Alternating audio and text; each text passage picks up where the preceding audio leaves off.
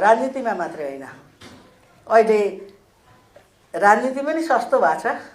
एकातिर यो त्यागको यहाँको छ, हामीले यहाँ उपस्थित नगराएका, हामीले किताब नलेखेका पङ्क्तिको अर्को छ।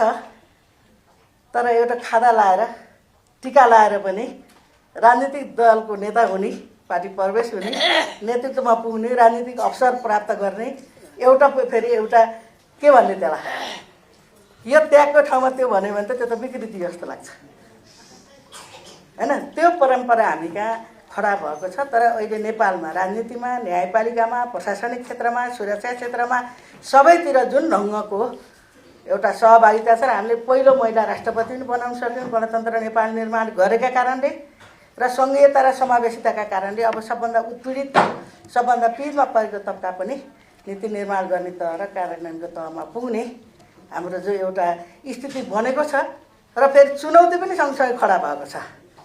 त्यसैले एकचोटि अब हामीले समग्र आन्दोलनलाई एउटा धारमा जोड्ने कुरा र अहिले पछिल्लो परिणामले चाहिँ अब पनि फेरि वामपन्थी कम्युनिस्टहरू छुट्टा छुट्टै यसो बनाएर बस्छौँ भन्ने कुराले चाहिँ यो हामी कोही पनि नरहने स्थिति हो।